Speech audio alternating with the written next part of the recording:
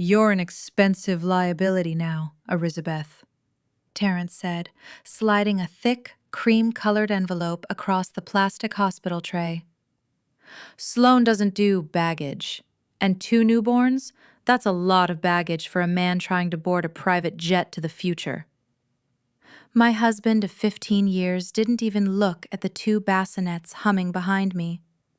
He didn't look at the surgical staples still stinging in my abdomen, or the compression socks I was still wearing.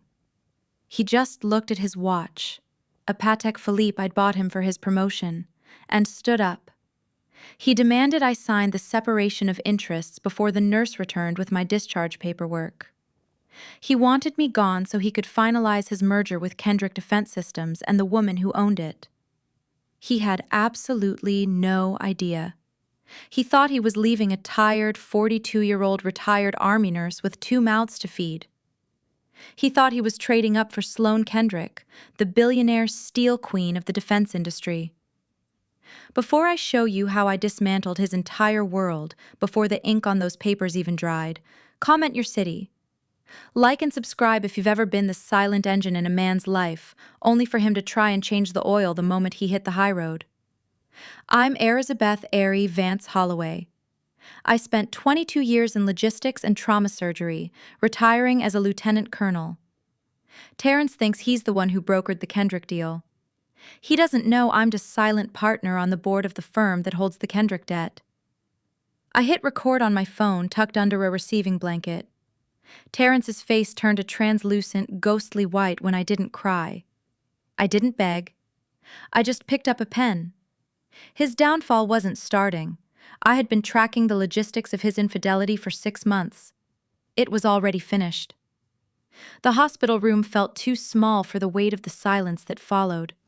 Outside the window of San Antonio's Brooke Army Medical Center, the Texas sun was punishingly bright, glinting off the rows of cars in the lot. I looked down at the twins, Nia and Isaiah. They were barely 4 days old, tiny miracles wrapped in striped flannel, unaware that their father was currently treating them like an accounting error. Terrence paced the small linoleum space. His suit was Italian, sharp enough to cut, and entirely out of place in a maternity ward. He looked like a man who had already moved into a different life, one where the smell of baby formula and the sound of my voice didn't exist. "The house is in my name, Ari," he said, his voice dropping into that rehearsed boardroom tone. "Sloane is sending a car for you. It'll take you to the extended stay hotel near the airport. Your things are already there. Don't make this a scene. It's beneath you." I felt the familiar, cold stillness of the operating room settle over me. In the military, you learn that panic is a luxury for those who aren't in charge. I touched the edge of the envelope. It wasn't just divorce papers. It was a non-disclosure agreement and a waiver of all claims to his future earnings with Kendrick Defense. "You're wearing the watch," I said quietly. He paused, glancing at his wrist. "What?" "The Patek. I bought that when you finally landed the subcontract for the missile guidance systems. Remember? You cried. You said we were finally going to be the power couple of San Antonio." "Things change, Ari. People outgrow roles." He stepped toward the door, checking his phone. "I'm late for a briefing at the Kendrick estate. Just sign. I've left a check for $50,000 in there. It's more than enough for a fresh start." I looked at the twins. Isaiah shifted in his sleep, a tiny fist curling toward his face. I didn't tell Terrence that the briefing he was headed to had been canceled an hour ago by the board. I didn't tell him that Sloane Kendrick wasn't looking for a partner. She was looking for a fall guy for the recent procurement scandals. And I certainly didn't tell him that I was the one who had provided the board with the ledger. "I won't sign this here, Terrence," I said, my voice as level as a horizon. "The nurse is coming. I have 2 children to carry. I think you should go." "Ari, don't be difficult." "I'm not being difficult," I said, meeting his eyes for the first time. The man I'd loved was gone, replaced by a hollow shell of ambition. "I'm being efficient. Go to your meeting. See what's left of your future." He huffed, a sound of pure, unadulterated entitlement, and walked out without a second glance at his children. I sat there for a long time, the only sound the rhythmic whoosh of the hospital's air system. Then, I reached into my bag and pulled out my tablet. I didn't call a lawyer. I called my broker. "It's Arisabeth," I said when he picked up. "The papers have been served. Execute the buyback on the Kendrick debt. Now." Brenda Rochelle Carter, a head nurse who had seen 20 years of soldiers coming home in pieces, walked into my room 3 minutes after the door clicked shut behind Terrence. She didn't ask if I was okay. She didn't offer a platitude. She just looked at the untouched tray, the cream-colored envelope, and then at me. "Your blood pressure is spiking, Arisabeth," she said, her voice a low, steady hum as she checked the monitor. "And your eyes are doing that thing they used to do in the triage tent at Bagram. You're scanning for exits." "I'm calculating weight," I replied, my voice raspy. I reached for the plastic pitcher of water, my core muscles screaming at the slight rotation. 2 car seats, 2 diaper bags, 1 recovery pillow, my own suitcase. I can't carry it all, Brenda. Not with these staples." Brenda sat on the edge of the bed, her hand resting near my knee but not touching it, respecting the space I needed to keep myself together. "He's not coming back to help you out of this building, is he?" "He's going to a meeting," I said. I didn't say with his mistress. I didn't say to sell his soul. "He booked a car to take me to a residence inn by the airport. He thinks he's been generous."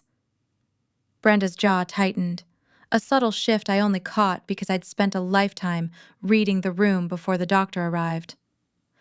"The strong black woman tax is a hell of a thing, isn't it? They lean on you until you're the only thing holding up the roof. Then they complain that you've grown too hard to be a pillow." I looked at my hands. They were steady, but the skin felt thin, fragile. For 15 years, I had been the skeleton of Terrence's life. When he failed his first contractor licensing exam, I sat with him for 6 weeks, turning complex logistics into the simple flowcharts I'd used to move battalions. When he wanted to start Holloway Logistics, I used my VA disability back pay and my combat pay savings to fund the first 3 trucks. I was the one who drafted the ethics protocols that won him the Kendrick subcontract. He was the face, the charismatic, tall, deep-voiced man who could command a room. I was the engine, muffled and hidden under the hood. I had let him believe the genius was his because I thought our marriage was a unit. I thought if the ship sailed, it didn't matter who was in the boiler room and who was on the bridge. But Terrence had forgotten that the person who builds the engine knows exactly how to make it seize. "I need you to call a private ambulance service, Brenda," I said. "Not for a medical emergency, for a transport. I'm not going to the airport." Brenda frowned. "Arisabeth, you're exhausted. You haven't slept since the twins were born. You need to rest." "I'll rest when the ledger is balanced," I said. I pulled the tablet from my bag again. My eyes burned, but the numbers on the screen were cool and clear. "Terrence thinks he owns the house on Oakhaven. He forgot that I moved the title into a blind trust 3 years ago when the Kendrick deal first stalled. He's heading to a meeting at the Kendrick estate to sign a merger that requires him to bring significant residential assets to the table as collateral." I looked at Brenda. "He's about to offer Sloane Kendrick a house he doesn't own, to save a company that's already been hollowed out from the inside. I didn't just track his cheating, Brenda. I tracked his embezzlement." A small, grim smile touched Brenda's lips. "You always were a terrifying woman with a spreadsheet, LTC Vance." "I'm not a lieutenant colonel anymore," I said, looking at Nia and Isaiah. "I'm a mother who's been evicted by a ghost. And ghosts don't get to keep the furniture." I signed the discharge papers with a hand that didn't tremble. But as the orderly wheeled me toward the exit, passing the congratulations banners and the happy families, the silence of the hospital corridor felt like a vacuum. Terrence hadn't just left me. He had erased the last 15 years as if they were a clerical error. The private transport van was waiting at the curb, its tinted windows reflecting the harsh Texas light. As they settled the twins into the back, my phone buzzed. It was a text from an unknown number. "The locks on Oakhaven have been changed, Ari. Don't make this difficult. The hotel is paid for through the week. Best, Sloane."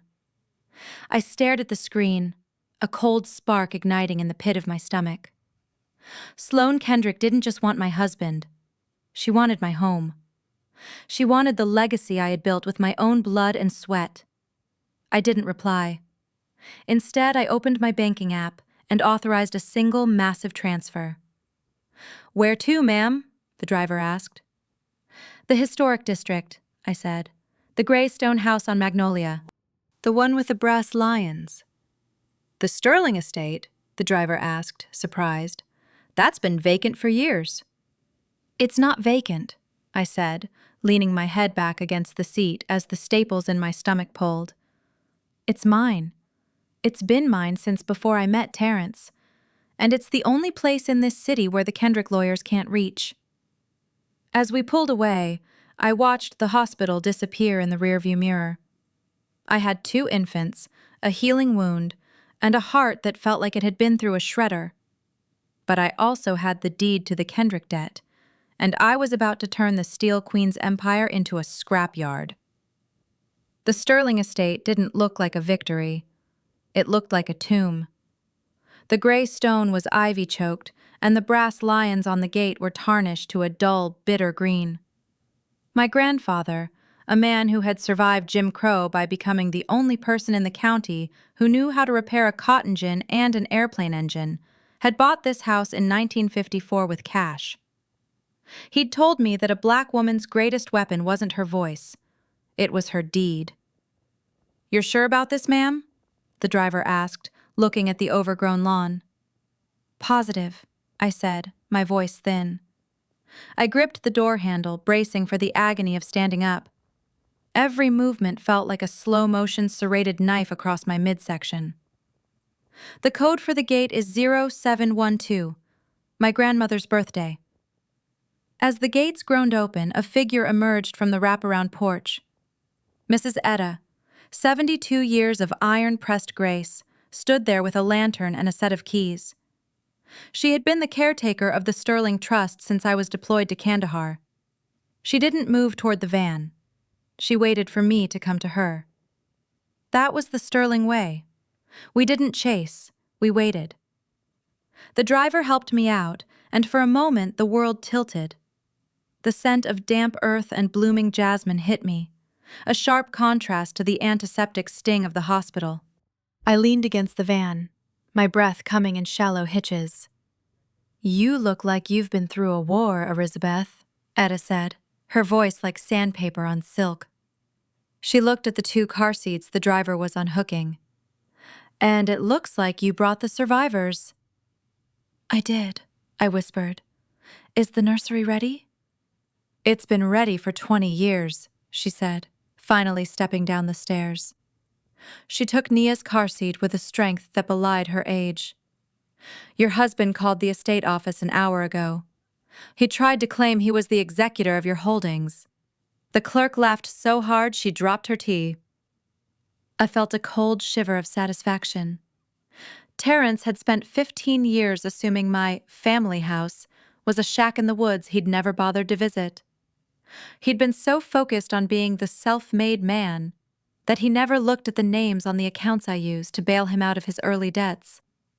He saw my competence as a tool he'd sharpened, never realizing I'd arrived at our wedding with the forge already hot. Inside, the house smelled of beeswax and old books. It was a fortress of mahogany and silence. I collapsed into a velvet armchair in the parlor, the twins crying out in soft, rhythmic whimpers. The physical toll was starting to override the adrenaline. My surgical site throbbed with a hot, rhythmic pulse. "He's at the Kendrick estate now," I said, closing my eyes. "He thinks he's signing away the Oakhaven house as his buy-in for the merger. He told Sloane it was his sole property." "Let him sign," Etta said, placing a warm compress on my forehead. The more he promises what isn't his, the deeper the hole he digs. But Arisabeth, you have to feed those babies. And you have to feed yourself. You can't fight a billionaire on an empty heart. She was right. I spent the next 3 hours in a haze of nursing, diaper changes, and the raw, terrifying reality of being a solo parent to 2 tiny humans. Every time I looked at their faces, I saw Terrence's eyes, and it felt like a fresh betrayal. He hadn't just left me. He'd abandoned the best parts of himself. At 11 p.m., my phone shrieked. It wasn't a text this time. It was a call from Terrence. I let it ring. Then again. On the 3rd attempt, I answered, but I didn't speak. Ari? Ari, what the hell did you do? His voice was frantic, the boardroom polish gone.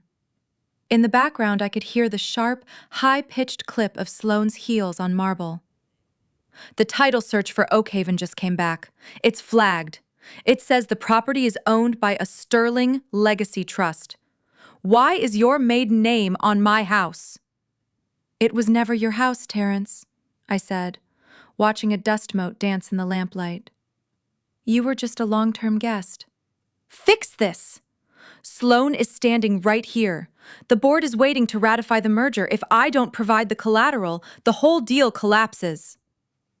Then I suppose, I said, my voice dropping to a whisper that felt like a gavel, you'd better start looking for a hotel.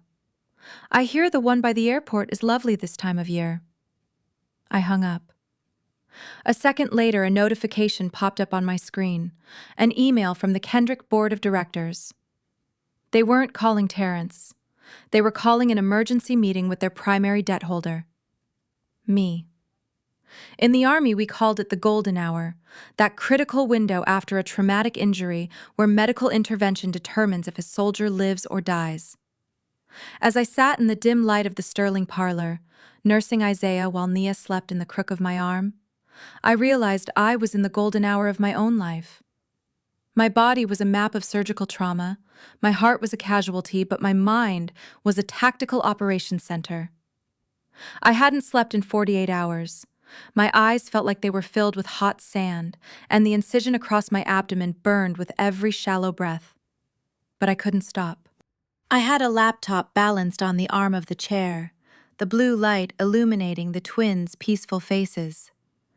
Terrence's voicemails were getting shorter, meaner, and more desperate.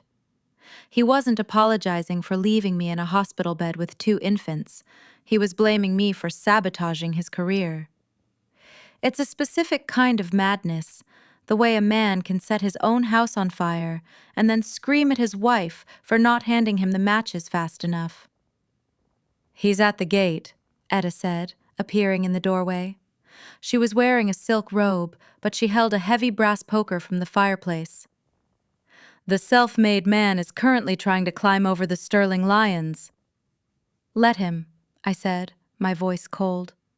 The sensors are active. The moment he touches the top rail, the local precinct gets a silent alarm. I'm a retired officer with 2 newborns and a protective order in progress. Let him explain to the SAPD why he's trespassing at midnight. And the woman? Etta asked. The Kendrick girl? Sloane is smarter than Terrence. She won't climb a fence. She'll send a lawyer. I looked back at the screen. The Kendrick Board of Directors was in a tailspin. They had discovered that Terrence's Holloway Logistics was actually a subsidiary of my family's trust, a detail Terrence himself hadn't understood because he never read the fine print of the contracts I'd drafted for him. He thought Sterling Management was just a shell company I used for tax purposes. He didn't realize it was the entity that owned his trucks, his leases, and his patents. He had spent years taking the credit, and I had spent years taking the equity. A notification chimed. A direct message from the chairman of the Kendrick Board, General Arthur Vance, retired. My uncle. Arisabeth, the message read. The boy is here. He's telling us there's a clerical error with the collateral. Sloane is pushing for an immediate override. They don't know I've seen the real ledger. How do you want to play this? I looked at Nia. She had my mother's nose and Terrence's chin. I felt a surge of grief so sharp it nearly eclipsed the physical pain. I had wanted a father for them. I had wanted a partner to share the quiet weight of these midnight hours. Instead, I had a target. "Let them sign the preliminary merger papers, Uncle Artie," I typed back, my fingers steady despite the exhaustion. "Once the merger is official, Terrence becomes liable for all Kendrick debt personally, and once that happens, I'll call the debt due." "You're going to bankrupt them both," Etta whispered, looking over my shoulder. "No," I said, shifting Isaiah to my shoulder to burp him. "I'm going to repossess them. Sloane Kendrick wants a husband who brings a legacy to the table. I'm going to show her that Terrence Holloway is a man who doesn't even own the shoes he's standing in." The doorbell rang. Not the gate, but the front door. Terrence had somehow made it past the lions. The doorbell didn't chime, it echoed. It was a heavy, Victorian sound that vibrated through the floorboards and into the soles of my feet. I didn't move from the chair. I couldn't. The effort of nursing 2 infants had drained the last of my physical reserves, leaving me feeling like a hollowed-out shell held together by sheer titanium will. "Don't get up, Arisabeth," Etta said, her voice a low warning. She moved to the marble-topped console in the hallway and pressed a button on the integrated security monitor. The screen flickered to life, bathing the dark foyer in a ghostly blue glow. There stood Terrence. His tie was loosened, his hair, usually perfectly faded, was matted with sweat from the San Antonio humidity. He looked less like a titan of industry and more like a man who had just realized his parachute was actually a backpack full of silverware. "Ari! I know you're in there! Etta, open this damn door!" His voice crackled through the intercom, thin and desperate. I leaned forward, the staples in my abdomen pulling with a sharp, white-hot sting. I pressed the talk button on the tablet beside my chair. "You're trespassing, Terrence. The police have already been dispatched. You have approximately 4 minutes to get back over that fence before your clean record becomes a liability for Kendrick Defense." "Ari, please," he stammered, leaning into the camera. I could see the dilated pupils, the frantic twitch in his jaw. "Sloane is losing her mind. The board is questioning my liquidity. They found a freeze on the Holloway logistics accounts. Just give me the override code. We can talk about the divorce later. We can talk about everything." "There is no we, Terrence. You made that clear at the hospital when you handed me a bill of sale for my own life." I watched him on the screen, a man I had spent 15 years building. I saw the way he checked his phone every 3 seconds. Sloane was tethering him, pulling the leash. "You didn't just leave me. You tried to exhume me. You thought I was the dirt, but I'm the bedrock. You can't build a merger on a lie." "It's not a lie. I built that company." "You built the frame," I corrected, my voice dropping to a terrifyingly calm whisper. "I provided the steel. I know about the $2 million you moved into the offshore account in the Caymans last month, Terrence. The account you thought was private, but was actually flagged by the Sterling Trust's automated compliance software the moment your IP address hit the server." Terrence went still. The frantic energy drained out of him, replaced by a gray, sickly pallor. He looked at the camera as if he could see through the lens and into my very soul. "How? You never did like the logistics side of the business, Terrence. You liked the handshakes and the scotch. You forgot that in the Army, the person who controls the supply lines controls the war." A set of headlights swept across the gate behind him. Blue and red lights began to dance against the gray stone of the Sterling walls. "That's your cue," I said. "Go, before the Kendrick board sees your mugshot on the morning news." He turned and ran, disappearing into the shadows of the magnolia trees, just as the patrol car pulled up. I watched the screen until it went black, Then I leaned back and let out a breath that felt like it had been trapped in my lungs for a decade. Etta walked over and took Isaiah from my arms, her eyes soft. "He's gone, baby, for now." "He's not gone," I whispered, looking at the silent tablet. A new notification had appeared. It was an intercepted text from Sloane Kendrick to Terrence, routed through my server. "If you don't get that signature by morning, Terrence, don't bother coming back. I've already contacted the DA about the procurement discrepancies. You're the CEO. You're the one who goes to jail." Sloane wasn't just his mistress. She was his executioner. And she had no idea I was the one holding the blade. The morning air in the Sterling estate was thick with the scent of old wood and the metallic tang of blood.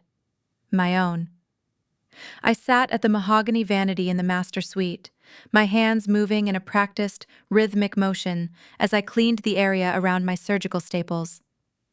In the Army, we were taught to compartmentalize pain, to treat the body like a piece of equipment that required maintenance before it could be returned to the field. But as I looked in the mirror, I didn't see a lieutenant colonel.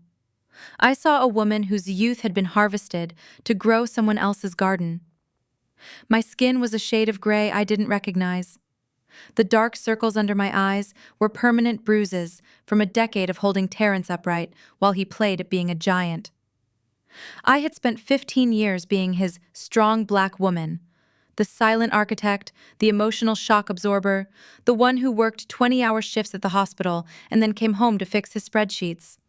I had been his backbone until he decided he preferred the look of a rib.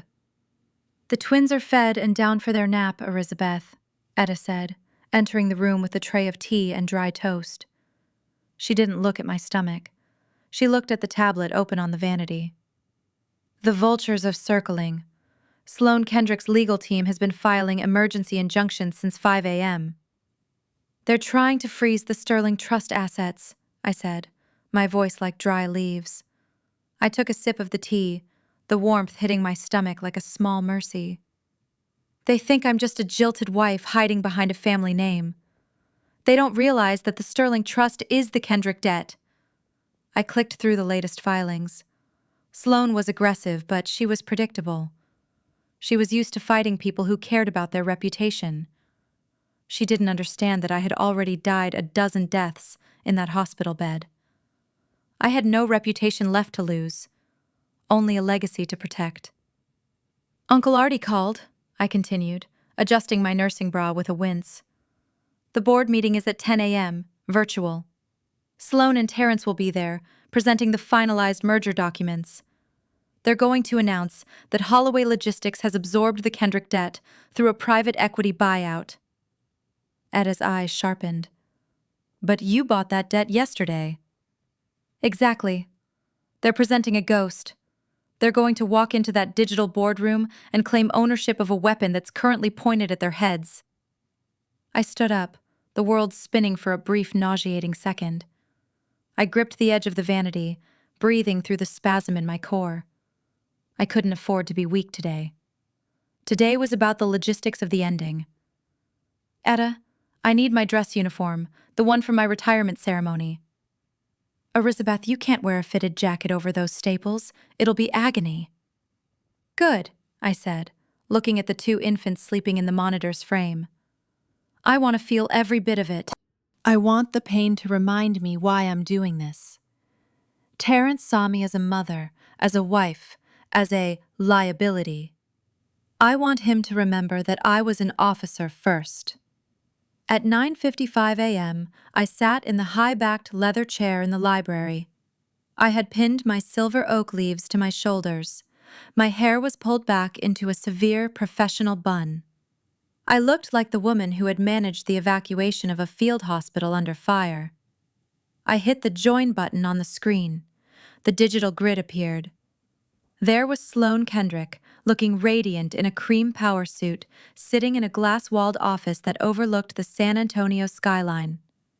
Beside her, Terrence looked like a ghost, his eyes darting toward her every few seconds for approval. "Who is this?" Sloane snapped, her voice cutting through the speaker as my video feed flickered on. This is a private board session. Someone get this woman off the line. I'm not this woman, Sloane, I said, my voice echoing in the quiet library. I'm the Chief Operating Officer of the Sterling Legacy Trust, and since we currently own 64% of Kendrick's outstanding liabilities, I believe I have the floor. The silence that followed was so heavy, I could almost hear the heartbeats of the 12 men on the board. Terrence's mouth fell open, a pathetic, silent O of realization. Ari? He whispered. Colonel Vance-Holloway to you, Terrence, I said. And we have a lot to discuss regarding your merger. Sloane Kendrick didn't become a billionaire by folding under pressure. She leaned into the camera, her eyes narrowing until they were two shards of blue ice. I don't know what kind of stunt you're trying to pull, Arisabeth, but a legacy trust doesn't just acquire 64% of a defense contractor's debt overnight. That's a hostile move. It's also legally dubious. It wasn't overnight, Sloane, I said, my voice as steady as a surgeon's hand. I shifted slightly in the leather chair, the wool of my dress uniform jacket pressing against the bandages on my abdomen. The pain was a dull, rhythmic throb, but it kept me anchored. It took 18 months. I've been buying up Kendrick's distressed bonds through third-party brokers since Terrence first mentioned your name at dinner. I didn't do it to be hostile. I did it because your company has been bleeding capital into R&D for a missile system that fails 40% of its stress tests. The silence on the call was absolute. 3 of the board members, men I knew from my time at the Pentagon, suddenly looked very interested in their pens. That's proprietary information, Sloane hissed. It's public record for anyone who knows how to read a Department of Defense procurement audit, I countered. I looked at Terrence. He was staring at me as if I were a stranger. He had never seen me in my blues. He had only ever seen the woman in the scrubs or the silk robes. He had never seen the officer who had managed the flow of 3,000 troops across a desert. Terrence, I said, my voice softening just enough to make him flinch. You just signed the preliminary merger papers. In paragraph 4.2 of that document, the one Sloane's lawyers drafted so carefully, you agreed to indemnify Kendrick Defense against all outstanding secondary debt using your personal assets as a guarantee. You thought those assets were the Oakhaven House and the Holloway Logistics fleet. Terrence found his voice, though it sounded like it had been dragged over gravel. They are my assets, Ari. I built them. No, I said. The Sterling Trust owns the fleet. I moved the titles months ago when I discovered you were using company funds to lease a penthouse at the St. Anthony for business meetings. And as for the house, my grandfather's name is on that deed. You essentially just pledged a mountain of debt against a handful of air. This is fraud, Sloane shouted, her composure finally shattering. You've manipulated the books! I didn't manipulate anything, Sloane. I just did the logistics, I replied. I looked at the participants list on the screen.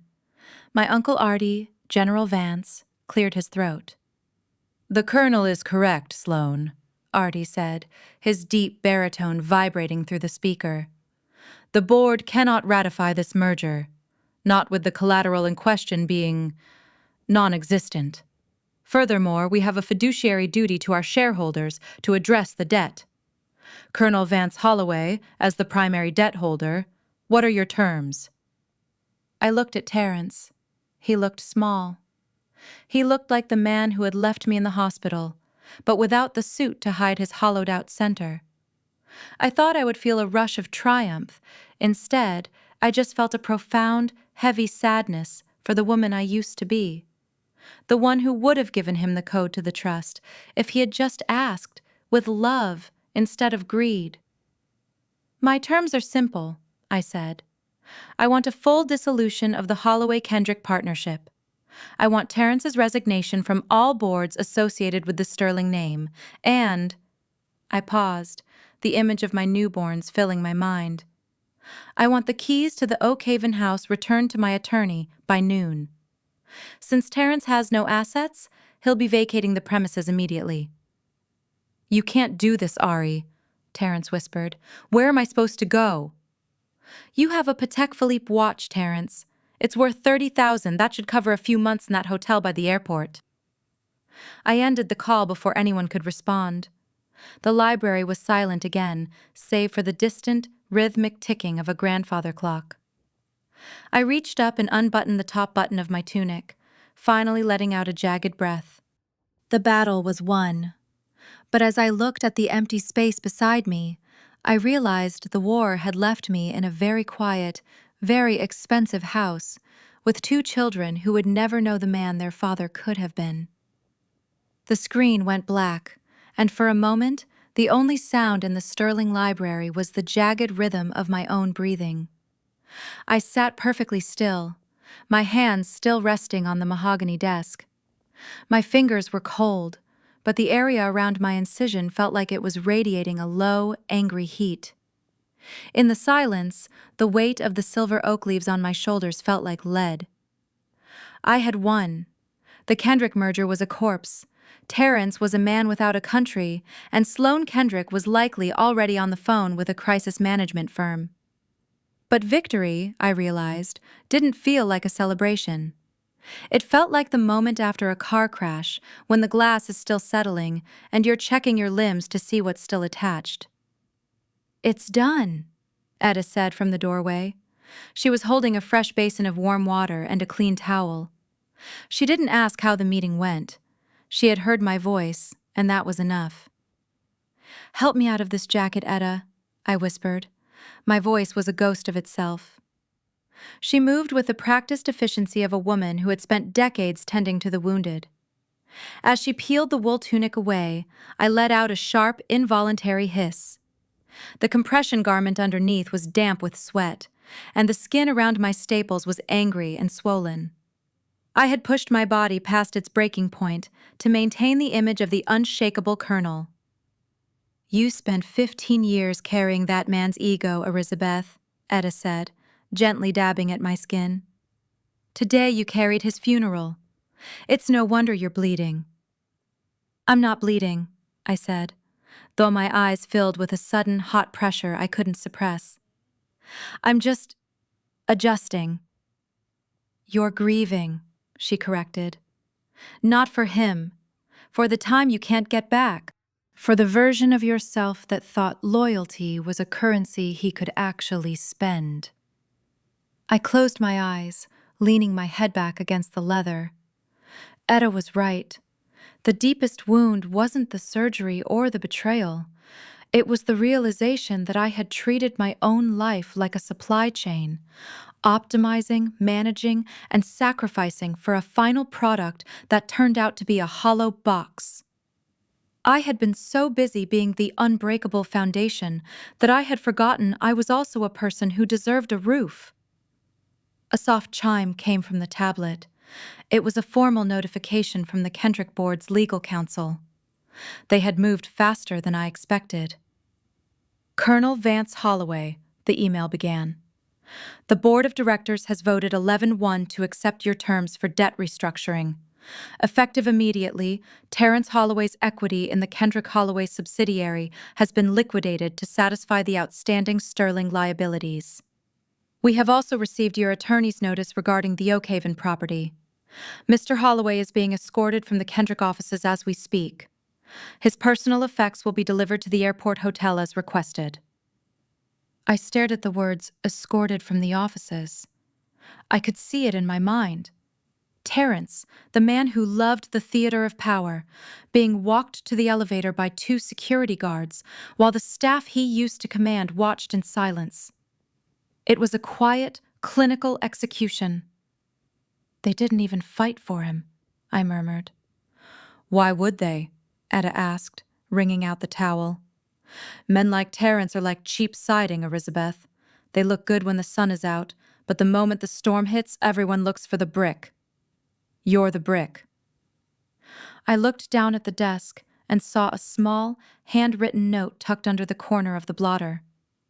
It was in Terrence's familiar loopy scrawl, a note he must have left months ago during one of his rare visits to the estate when he was still pretending to care about my heritage. Don't worry about the sterling repairs, Ari. Once the Kendrick deal closes, I'll buy you a house that doesn't smell like old ghosts. I picked up the note, the paper yellowed and brittle. He had truly believed he was the one doing the saving.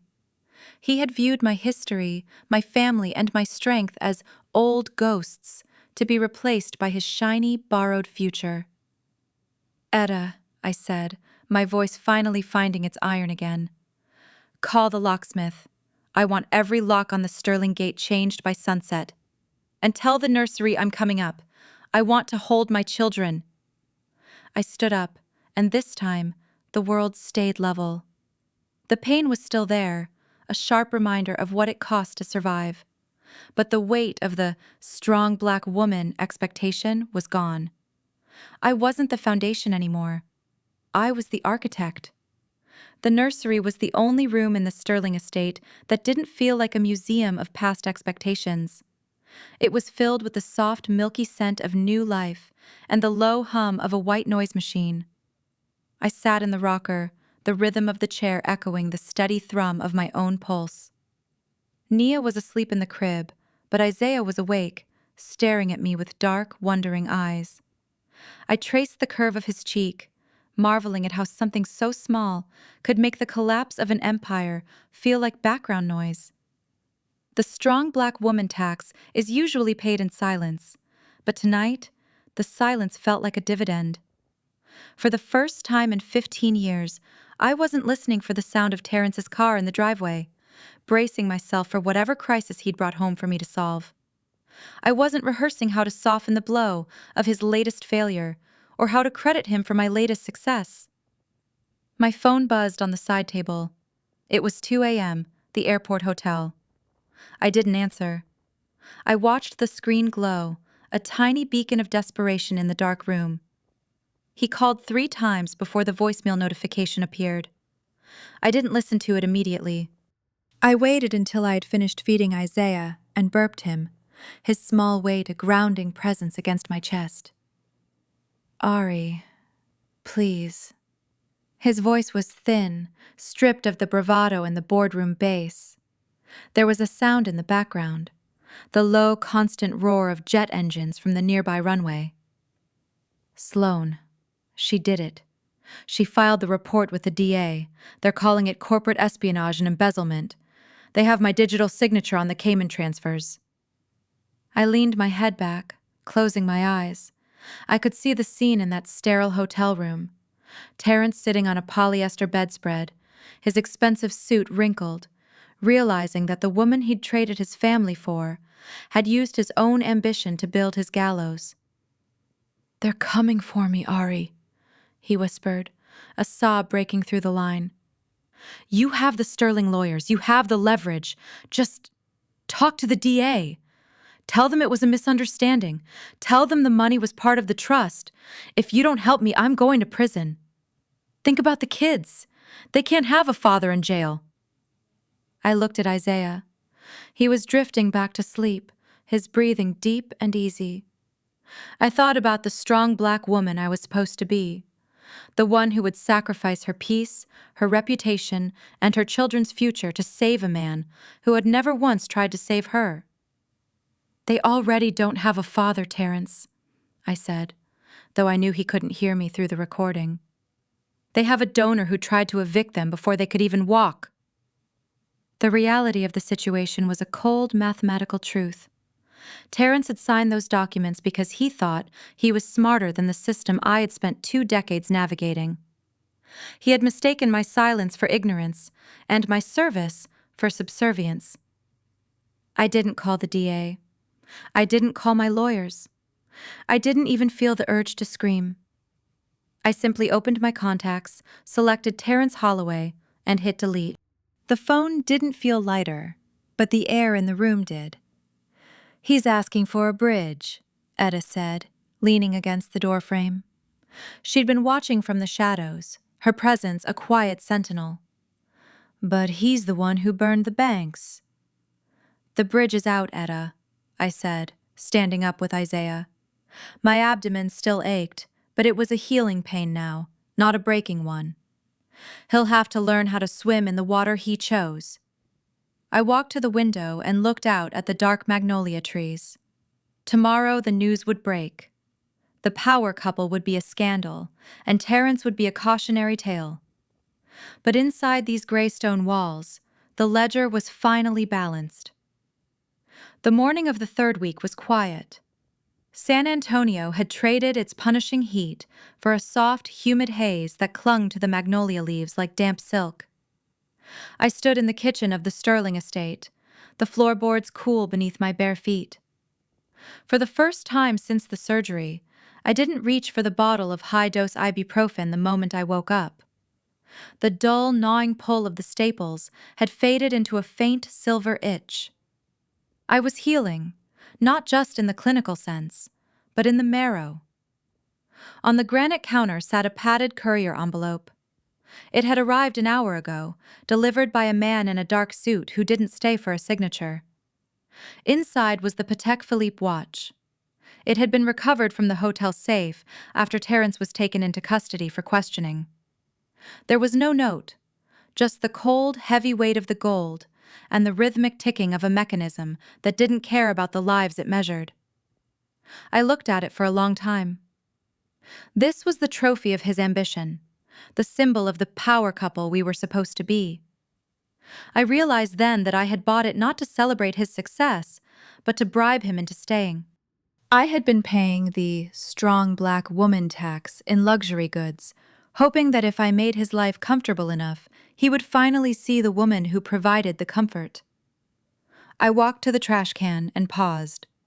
Then I walked to the junk drawer and tossed it inside, nestled between a broken whisk and a stack of expired coupons. It didn't belong in my future, but I didn't need the drama of throwing it away. It was just an object now. "The coffee is ready, Arisabeth," Etta said, coming into the kitchen with Nia on her hip. "And the front gate is clear. No reporters, no lawyers, just the mailman." "Good," I said, taking the mug. The steam hit my face, smelling of chicory and home. The news had broken yesterday. Kendrick Defense Systems was filing for Chapter 11. Sloane Kendrick had been ousted by the board, her reputation scorched by the procurement audit I'd helped facilitate. Terrence was being held on $1 million bond he couldn't pay, his billionaire mistress having frozen him out the moment the first subpoena landed. The world expected me to be the steel widow. They expected me to hold a press conference, to cry or to gloat. They wanted the spectacle of a woman betrayed. But they didn't understand the logistics of peace. Peace doesn't require an audience. It requires a boundary. I spent the afternoon in the garden, sitting in a wrought iron chair while the twins lay on a blanket in the shade of a 100-year-old oak. I watched the way the light filtered through the leaves, dappling their skin. I thought about the house on Oakhaven, the one I'd officially listed for sale that morning. I didn't want the memories or the residential assets. I wanted the clean slate. The Sterling Trust was now the majority shareholder of what remained of Kendrick's infrastructure. I had the power to rebuild it, to rename it, or to dissolve it entirely. I chose to wait. For the first time in my life, I wasn't rushing to the next deployment or the next crisis. I was just a woman in a garden, breathing air that didn't taste like hospital antiseptic or broken promises. Etta brought out a plate of sliced peaches. We sat in silence for a long time. The only sound the distant whistle of a train and the soft cooing of Isaiah. "You look different, Arisabeth," Etta said softly. "I feel lighter," I replied. I looked down at my hands. They were still the hands of a nurse, a soldier, and a mother. They were scarred and calloused, but they were steady. "I spent so long being the foundation, Etta. I forgot that the foundation doesn't have to carry the storm. It just has to stay still." The sun began to dip behind the gray stone walls of the estate, casting long, elegant shadows across the grass. I stood up, gathered my children, and walked back toward the house. I didn't look back at the gate. I didn't check my phone. I just walked inside and closed the door, the click of the lock sounding like the final period at the end of a very long, very loud sentence. I went into the kitchen, turned on the tap, and began to wash the peach juice off the plates. The water was warm, the soap was lemon-scented, and the house was finally beautifully quiet.